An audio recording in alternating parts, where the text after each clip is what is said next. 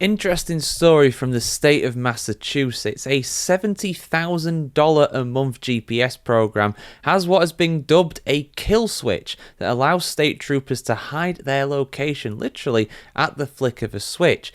Now that might seem a bit odd to say the very least, but it becomes downright scandalous when you of course factor in the fact that this was brought in the aim of transparency. It was all about this big scandal to do with overtime and officers claiming far more than they should be doing, of course on taxpayer money. So this was brought in to try and combat that, try and prevent them getting around that, but as it turns out they can easily get around it if they want. Let me explain why. Massachusetts State Police, MSP, has spent nearly $70,000 every single month to track cruisers with GPS, according to Boston 25 News investigative reporter Ted Daniel. Shout out to Ted for covering this story. He says that the automated vehicle locator, also known as the AVL system, was sold as transparency after the 2018 overtime scandal. Then Colonel Christopher Mason publicly touted it as a way to verify time and attendance. The rollout of this system began in 2019 with an initial $225,000 spend, according to Daniel. Supervisors were told that they could cross-reference GPS with timesheets and audits for accuracy.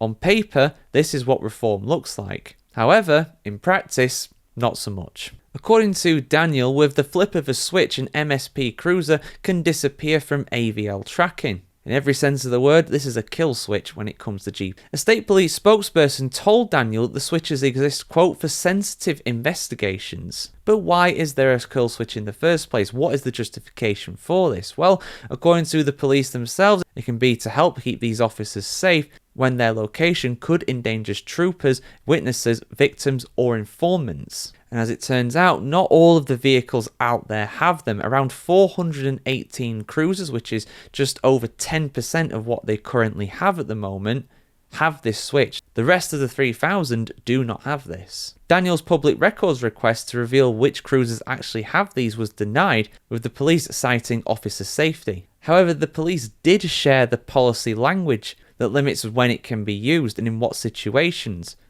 Basically, it just can't be used whenever you want. There has to be a legitimate reason for it. And a retired MSP, Major Dennis Galvin, who is now the president of the Massachusetts Association for Professional Law Enforcement, told Daniel that there are legitimate reasons for allowing this kill switch in those vehicles, saying, quote, "You could wind up disclosing information about critical witnesses or even informants," end quote. However true that may be, there are some circumstances where having this kill switch, though, can lead to the same problems as before. And indeed, some people have already been using this kill switch when they shouldn't be doing. According to an internal affairs report in 2021, which was retrieved by Daniel, then Trooper Dwayne Correa disabled his tracker to conceal his whereabouts from his supervisors during a night of drinking in Providence. And just to add insult to injury, his service weapon was later stolen from his unmarked cruiser. So while having this GPS tracker in all the vehicles in theory is helpful, it is still able to be